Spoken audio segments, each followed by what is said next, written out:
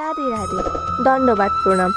নতুন নতুন হরিকথা জানতে আমাদের চ্যানেলটি সাবস্ক্রাইব করুন এবং পাশে থাকা বেল আইকনটি প্রেস করে আমাদের পাশে থাকুন। হরে কৃষ্ণ।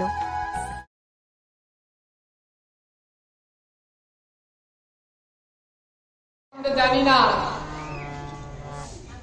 মায়েরা, এখানে যদি কোনো ছেলে চলে আসে, এবার ওই ছেলের মাকে যদি কেউ বলে এই হচ্ছে ওর বউ, তাহলে কি হবে? মহা পাপ ছাড়া আর কিছু হবে? মাকে যদি বউ বলে চালিয়ে দেয়, এর থেকে বড় অন্যায় আর ঘৃণ্য কাজ হয় না। কিন্তু আমাদের দুর্গা পুজো গুলোতে গেলে দেখবেন প্রত্যেককে জিজ্ঞেস করবেন মাকে বউ বলছে। গণেশের পাশে দেখা যায় কোন জায়গায় কলা বউ রাখা আছে, কোন জায়গায় কার্তিকের পাশে রাখা আছে, বেশিরভাগ জায়গায় গণেশের পাশে রাখা আছে। মন্দিরে যারা পূজারী রয়েছে সে থেকে আরম্ভ করে যারা আমাদের বয়োবৃদ্ধ আছে, সকলের কাছে জিজ্ঞেস করলে এই কলা বউটাকে বলে দেয় এটা গণেশের বউ। আপনারা সেটা জানেন তো? কলা বউ কার বউ? গণেশের বউ। দেখুন এই ছোট ছেলে মেয়েরাও এরাও জেনে গেছে কলা বউ গণেশের বউ। আদৌ সত্যি? আদৌ সত্যি নয়। কলা বউ গণেশের বউ না, কলা বউ গণেশের মা। কলা বউ হচ্ছে গণেশের মা। তো আমরা জীবনের ছোট থেকেই সব ভুল করছি, বুঝছেন? জন্মের প্রথম কাজটি আমরা ভুল করি। একটা ছোট্ট ছেলের মুখে অন্ন দেয়া হয়, অন্নপ্রাশন, অন্নপ্রসাদ দেয়া হয়। হ্যাঁ, মুখে অন্ন কে দেয়? কে তুলে দেওয়ার নিয়ম এই এলাকায়? কে তুলে দেয়? মামা। মামা এসে মুখে ভাত দেয়। সবাই করছি, আমাকেও করানো হচ্ছে। আমিও বলবো না যে আমার মামা অনেক পণ্ডিত ছিল, আমাকেও নাকি আমার দাদু দিয়েছিল। তো মুখে এসে মামা, দাদু, বিভিন্ন জন এসে মুখে ভাত তুলে দেয়। জীবনের প্রথম শুভ কাজটাই আমরা ভুল করছি। মুখে ভাত দেওয়ার মামার তো কিঞ্চিত পরিমাণ শাস্ত্রে কোথাও অধিকার নেই। মুখে ভাত দেওয়ার প্রথম অধিকার হচ্ছে নিজের পিতা। মুখে অন্ন তোলার দায়িত্ব হচ্ছে পিতার। স্পষ্ট হরিভক্তি বিলাসে উল্লেখ করা আছে। মুখে প্রসাদ দেওয়ার মন্ত্র আছে, ওই মন্ত্র বলে প্রথম অন্ন তুলে দিবে পিতা। কেন? পিতা অন্নদাতা। মামা 12 মাস আপনার ছেলেকে অন্ন খাওয়াবে না, পিতা সারা বছর গায়ের রক্ত জল করে অন্ন আনে সন্তানের জন্য। তাই পুত্র মুখে অন্ন তুলে দেওয়ার প্রথম দায়িত্ব হচ্ছে পিতা। ভাগবত কি বলছে? সেই মা মানা যেই মা কৃষ্ণ কথা শেখায় না, সেই পিতা পিতা না যে পিতা কৃষ্ণ প্রসাদ দেয় না, সেই বন্ধু বন্ধু না যে বন্ধু সাধু সঙ্গে নেয় না, সেই স্বজন স্বজন না যে স্বজন হরি কথা কয় না, সেই পিতা পিতা না যে পিতা পুত্র মুখে কৃষ্ণ প্রসাদ দেয় না। পিতার উদ্দেশ্য হচ্ছে পুত্রের মুখে কৃষ্ণ প্রসাদ তুলে দেয়া। প্রত্যেক পিতার কর্তব্য হচ্ছে পিতার পুত্রের মুখে প্রসাদ তুলে দেয়া। অন্নপ্রাশন এখন বেশ শুদ্ধভাবে হচ্ছে, কিন্তু এখনো আমাদের সমাজে অনেক কুরুচি রয়েছে। অন্নপ্রাশনে বিভিন্ন তামসিক আহার গ্রহণ করানো হচ্ছে, এগুলো মহা অপরাধ। অন্নপ্রাশন ওই বাচ্চার জীবনের প্রথম শুভ কাজ। ওই দিনকে তামসিক আহার গ্রহণ করাতে নেই, ওদিনকে ভগবানের প্রসাদ দিতে হয় ভক্তদের। ওই দিন প্রসাদ দিতে হয় এবং বাবা মাদের উচিত করজোড়ে ভক্তদের কাছে প্রার্থনা করা যে আমার সন্তান আজ প্রথম অন্ন খেলো, আপনারা প্রার্থনা করুন আমার সন্তান যেন মানুষের মতো মানুষ হয়। মানুষের মতো মানুষ হয়। আবার প্রশ্ন, ও বাবা, ওই ছেলেটা তো জন্মেই মানুষ, ও কি গরুর বাচ্চা?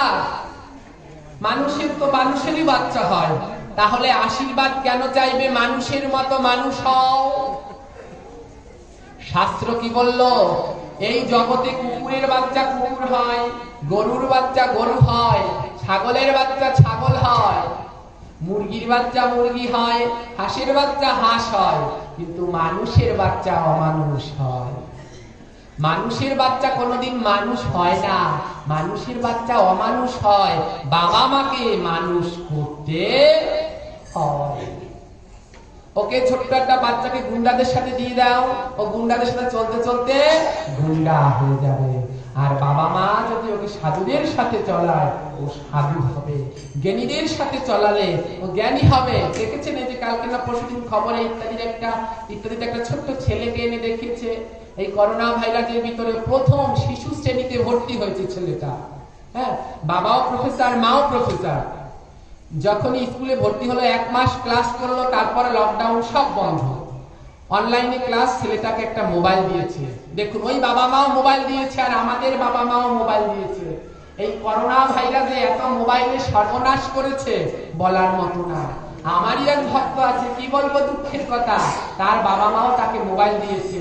2 বছরে সে মোবাইল নিয়ে চ্যাটিং করতে করতে অন্য ধর্ম একটা ছেলের সাথে চলে গেছে। হ্যাঁ, তাই বাবা মার যদি নজর থাকে, ওই মেয়েটার দিকে নজর দেয়নি। সে মনে করেছে মেয়ে বোধহয় মোবাইলে অনেক পড়ালেখা করে, কিন্তু মেয়ে তো পড়ালেখা না করে অন্য ধর্মের একটা ছেলের সাথে চ্যাটিং ফ্যাটিং করে চলে গেছে।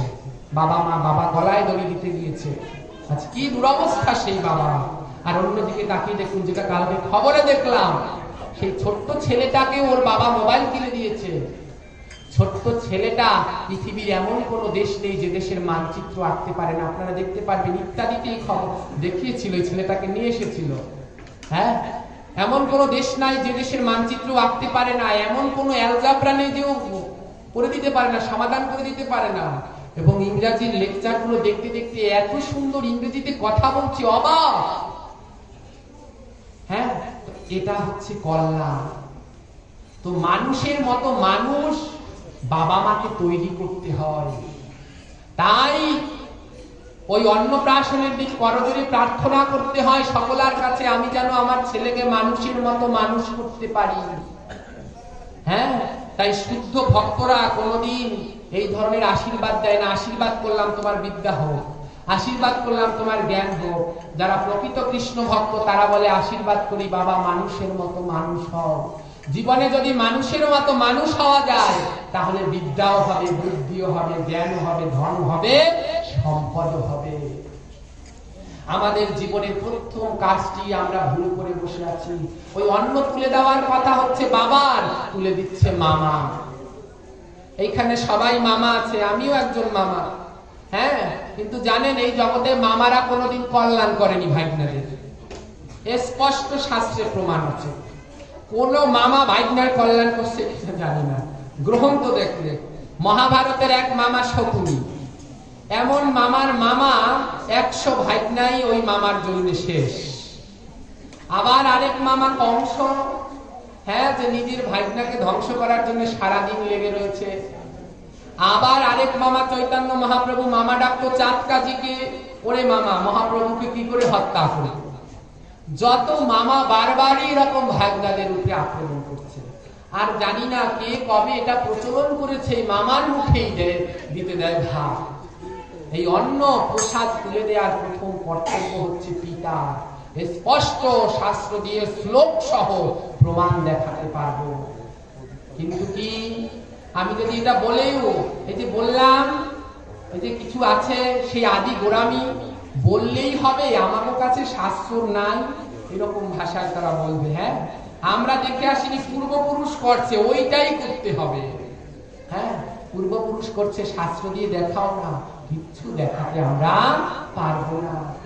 হ্যাঁ, শাস্ত্র দিয়ে কিছু দেখাতে পারবো না, কারণ আমরা তো শাস্ত্র খুলিনি, পূর্বপুরুষরা গুলো ধরেইনি। এই যে কলা বউয়ের কথা বললাম, এই কলা বউ গণেশের বউ না, এই গণেশের মা। কলা বউ কি দিয়ে তৈরি হয়?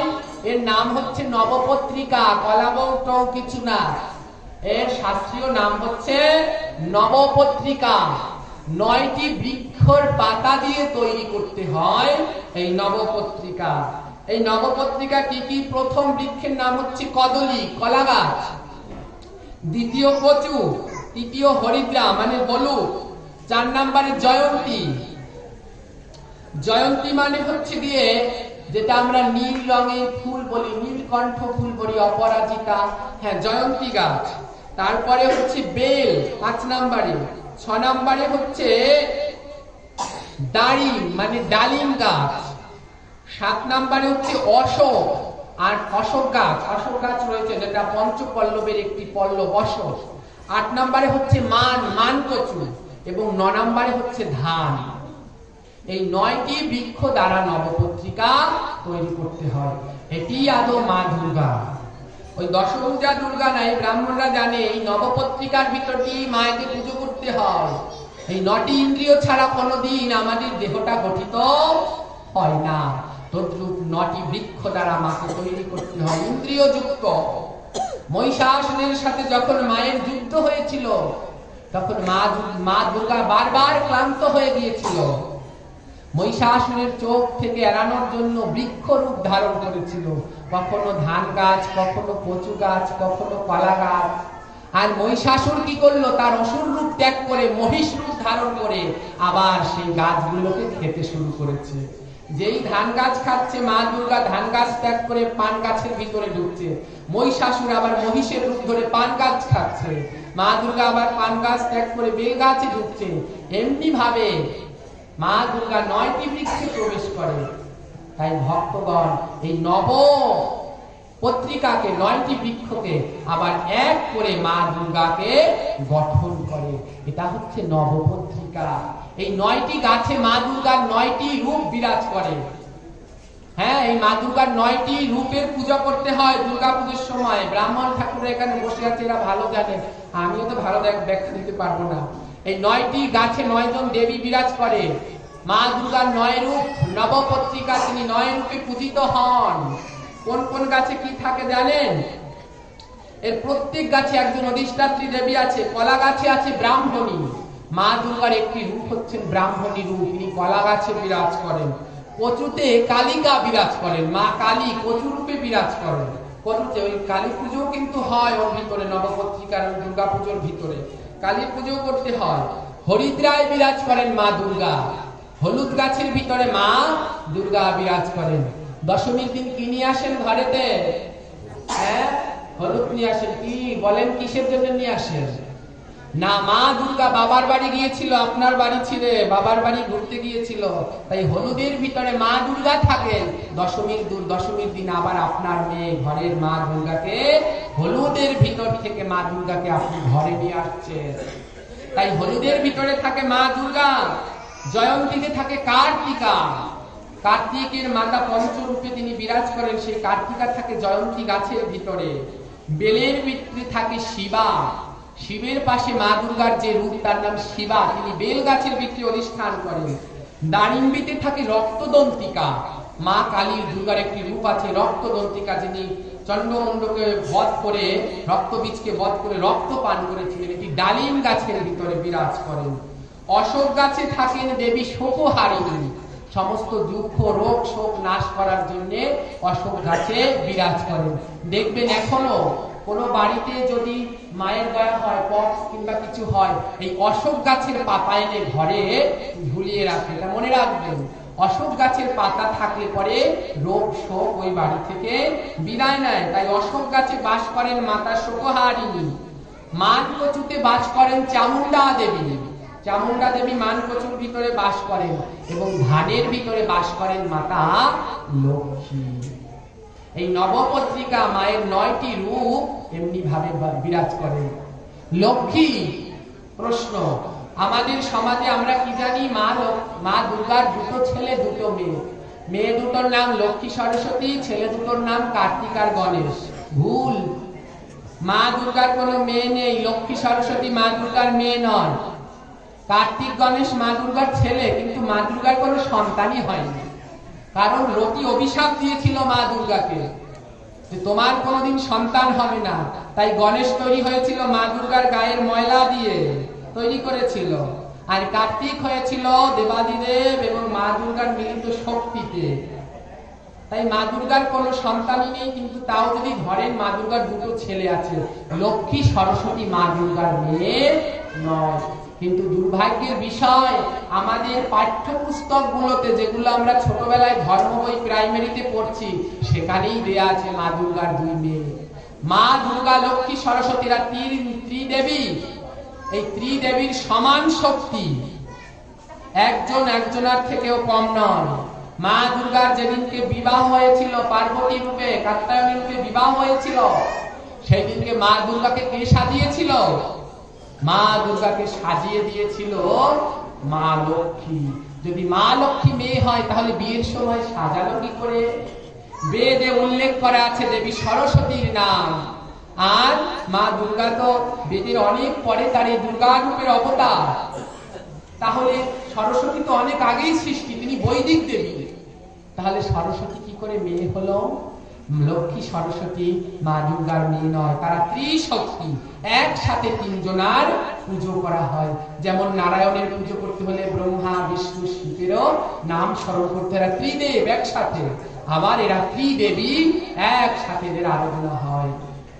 হ্যাঁ, এই গণেশ ঠাকুরের ওই কলা বউ বউ নয়, মনের ভুলেও আর কলা বউকে গণেশের বউ বলবেন না। গণেশ ঠাকুরের দুজন স্ত্রী আছে, শুনে রাখুন। গণেশ ঠাকুরও বিবাহিত, তার দুজন স্ত্রী আছে।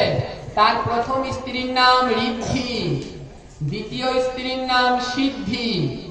গণেশ ঠাকুরের শুধু দুজন স্ত্রী না, গণেশ ঠাকুর যে সিরিয়ালে দেখেন ছোট্ট বাচ্চাও নয়, গণেশ ঠাকুরের দুই স্ত্রী।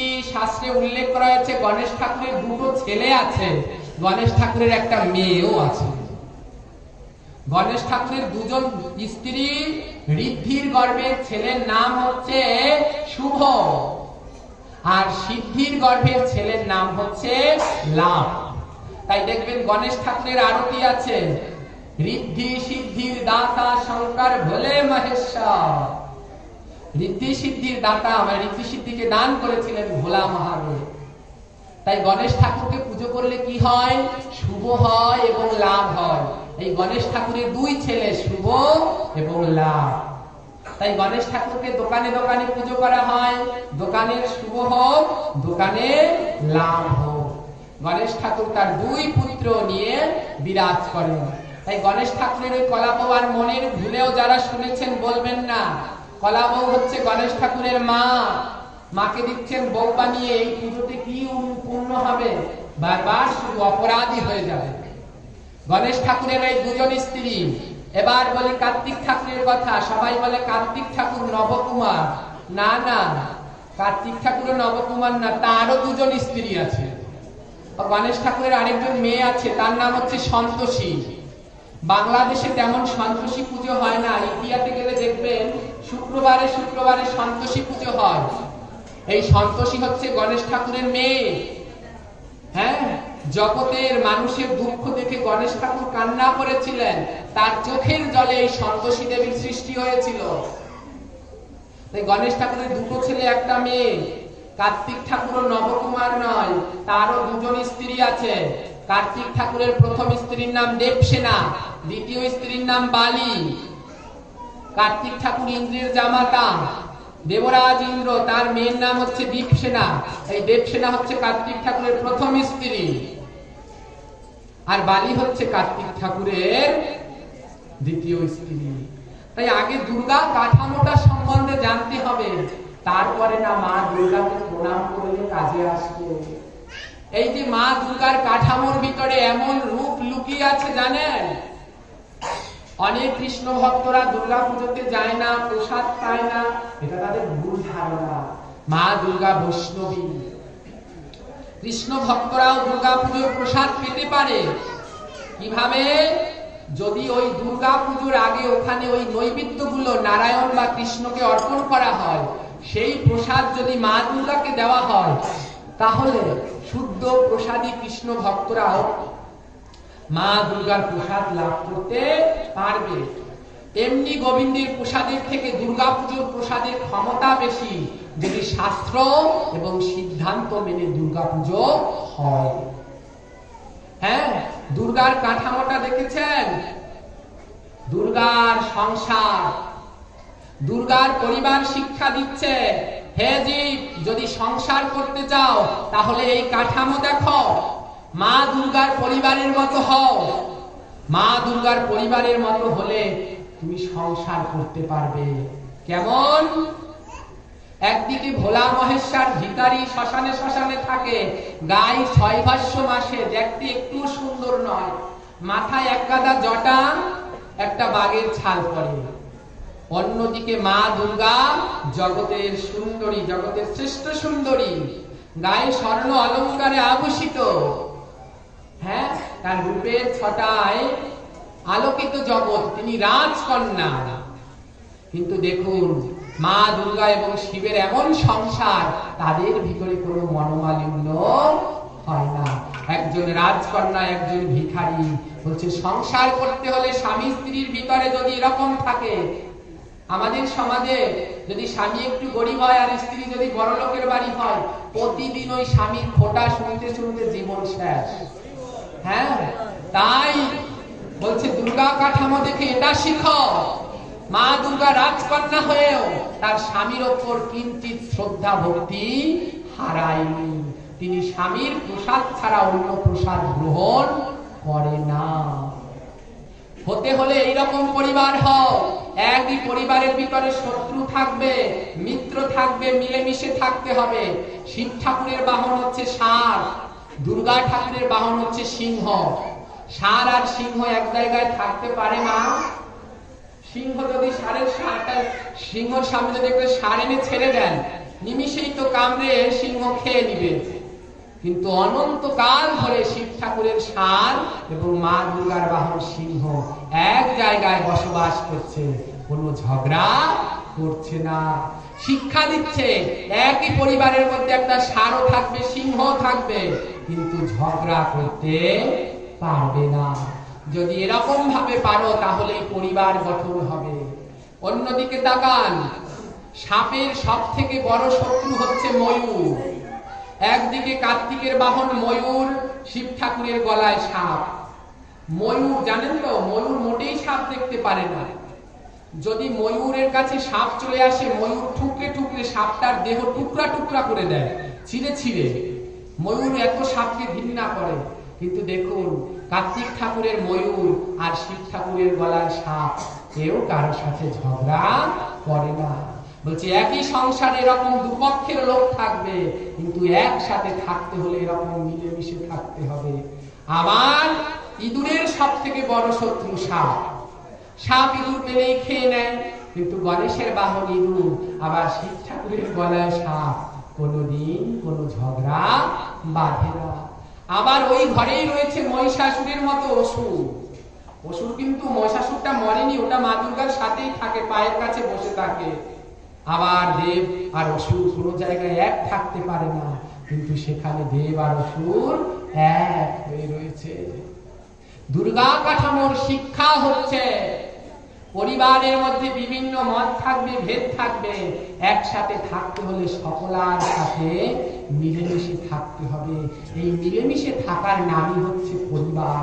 তাই পরিবার যদি গঠন করতে চাও তাহলে দুর্গার পরিবারের দিকে তাকাও। আবার বাহন, ওই প্রত্যেকটি বাহনের ভিতরেও শিক্ষা আছে। ও বাহনগুলো অর্থ কি? বাহন অর্থ কি? বাহন অর্থ জানেন? যাহা বহন করে তাকে বাহন বলে। 11টা বোধহয়। বাহনগুলোর ভিতরেও শিক্ষা রয়েছে। হ্যাঁ, গণেশ ঠাকুরের বাহন কি? ইঁদুর। সরস্বতীর বাহন হাঁস। লক্ষ্মীর বাহন পেঁচা।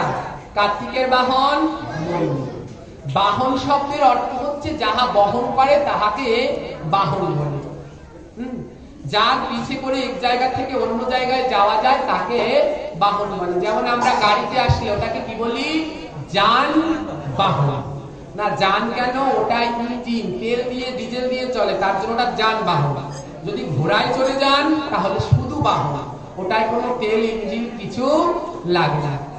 তাই যাতে তেল ইঞ্জিন কথা বলবেন না, তাহলে কিন্তু বলবো না, আমি থেমে যাবো, শান্ত থাকতে হবে। তো যাতে তেল ইঞ্জিন লাগে না সেগুলোকে বলা হয় বাহন, অর্থাৎ যার পিছে করে এক জায়গা থেকে আরেক জায়গায় যাওয়া যায়। এবার আমার প্রশ্ন, কার্তিক ঠাকুরের বাহন হচ্ছে ময়ূর। ময়ূর উঠতে পারে বেশ ভালো। কার্তিক ঠাকুর দেখুন একজন যুবক, তার গায়ে ওজন আছে 60 থেকে 70 কেজি। একটা ময়ূরের কি ক্ষমতা আছে 70 কেজি পিঠে নিয়ে উড়াবে? এটা কি তাহলে কাল্পনিক? আবার অন্যদিকে তাকান, সরস্বতীর দিকে তাকান, তার বাহন হচ্ছে হাঁস। হ্যাঁ, হাঁস তার বাহন। অত বড় সরস্বতী কি করে হাঁস পিঠের উপরে নিবে? মা সরস্বতী ওই হাঁসের উপরে একটা পা দিলে তো হাঁসের পেটা বেরিয়ে যাবে, তো ওটা কি করে তার বাহন? অন্যদিকে আবার লক্ষ্মীর বাহন হচ্ছে পেঁচা। মা লক্ষ্মী যদি পেঁচার উপরে দেয় পাড়াল, পেঁচা যাবে ভেচা হবে। হ্যাঁ, ওটা কি করে তার বাহন হলো? পেঁচা তাকে উড়িয়ে কি করে নিবে? ওগুলো সব বাদ দেন, এবার গণেশের দিকে। গণেশের বাহন হচ্ছে ইঁদুর। এই ছোট্ট ইঁদুর, গণেশের এত বড় একখানা পেট। তো ইঁদুরের কি সাহায্য অত বড় গণেশকে পিঠে করে নিয়ে যাবে? আদৌ এখানে বাহন বলতে পিঠে করে নিয়ে যাওয়া শিক্ষা দিচ্ছে না, এখানে বাহন বলতে অন্য কিছু শিক্ষা দিচ্ছে। কার্তিকের বাহন ময়ূর কেন? কার্তিক হচ্ছে দেবতাদের সেনাপতি। যুদ্ধ করতে গেলে সবার আগে সেনাপতির চারদিকে নজর থাকা চাই। সেনাপতি যদি নাক ডেকে ঘুমায় তাহলে ওই যুদ্ধে কোনোদিন জয়লাভ করা যাবে? যাবে না। আমাদের দেশের সেনাপতি আইনমন্ত্রী যদি আইনের দিকে লক্ষ্য না রেখে সে সারাদিন ঘুমায়, কোনো কাজকর্ম না করে, দেশে আইন থাকবে? সব উচ্ছৃঙ্খলে উঠে যাবে। তাই কার্তিক ঠাকুরের বাহন হচ্ছে ময়ূর। ময়ূর 24 ঘন্টায় মাত্র 1 থেকে 1.5 ঘন্টা ঘুমায়। বলছে যদি সেনাপতি হতে হয় ময়ূরের মতো হতে হয়। ময়ূর চারদিকে নজর রাখে, শত্রু তার দিকে আসছে কি না। তাই ময়ূর শিক্ষা দেয় সেনাপতি হতে হলে কার্তিকের কাছ থেকে কি লাভ করা হয়? অস্ত্রবিদ্যা লাভ করা হয়। হ্যাঁ, তাই ময়ূর শিক্ষা দেয় যদি সেনাপতি হতে হয় তাহলে ময়ূরের মতো হতে হবে। আর একটা শিক্ষা কি? কার্তিক ঠাকুরের কাছে আমরা পুত্র চাই, তিনি পুত্র সন্তান আমাদের প্রদান করে। ময়ূর শিক্ষা দেয় শোনো, শুধু পুত্র সন্তান জন্মগ্রহণ করালে, জন্ম দিলেই হবে না, চারদিকে খেয়াল রাখতে হবে, চারপাশে খেয়াল রাখতে হবে তোমার পুত্র সন্তান মানুষের মতো মানুষ হচ্ছে কিনা। ময়ূরের যখন ছোট্ট ছোট্ট বাচ্চা হয়, ওই ময়ূরীগুলো ঘুমায় না, চারদিকে ঘুরে ঘুরে পাহারা দেয় যেন বাচ্চাদের কোনো ক্ষতি না হয়। সেই দিক থেকে কার্তিক ঠাকুরের বাহন হচ্ছে ময়ূর। লক্ষ্মী ঠাকুরের বাহন পেঁচা কেন? মা লক্ষ্মী ধন সম্পদ দেয়। বলছে শোনো, পেঁচাকে দেখে শেখো, কোন সময় ধনে মত্ত হয়ে অহংকার করো না। যদি ধনে মত্ত হয়ে অহংকার করো তাহলে ওই পেঁচার মতো জীবন হয়ে যাবে। পেঁচা দিনের বেলায় চোখে দেখে না, সে রাতের বেলায় ঘুরে ফিরে। তাই ধনে মত্ত হয়ে কোনো সময় পেঁচা হয়ে যেও না। যদি ধনে মত্ত হয়ে তুমি পেঁচা হয়ে যাও, অহংকারে মত্ত হলে তুমি আর দিনের আলো দেখতে পারবে না। এই জগতে দিনের আলোতেই সব সুন্দর দেখায়, কিন্তু পেঁচার কাছে তা মনে হয় না। পেঁচা মনে করে রাতই আমার কাছে ভালো, তাই পেঁচারা রাতের বেলায় নিশাচর ঘুরে বেড়ায়। পেঁচা শিক্ষা দেয় যে ধনের অহংকারে এমনি ভাবে দিনকে রাত ভেবো না। মা সরস্বতীর বাহন হাঁস কেন? রাজহাঁস অত্যন্ত জ্ঞানী। রাজহাঁসকে দুধ এবং জল একসাথে মিশিয়ে দিলে রাজহাঁস কি করে জানেন? দেখেছেন? এটা আমি নিজের চোখে দেখেছি। রাজহাঁস দুধগুলো খেয়ে নেয় আর জলগুলো বাটিতে পড়ে থাকে। এটা আর কোনো প্রাণীর ক্ষেত্রে মানুষও পারবে না। দুধ এবং জল মিশালে কোনো মানুষেরও সাধ্য নেই দুধ থেকে জল আলাদা করা, কিন্তু রাজহাঁসের এত জ্ঞান, তাকে দুধ এবং জল একসাথে মিশিয়ে দিলে এই নাকের দুটো ফাঁক দিয়ে জলগুলো এমনি করে ফেলে দেয় আর দুধটুকু খেয়ে নেয়। মাতা সরস্বতীর বাহন হচ্ছে রাজহাঁস। কেন? শিক্ষা দিচ্ছে বিদ্যার ভিতরে 2 বিদ্যা থাকে, অপবিদ্যা, সুবিদ্যা।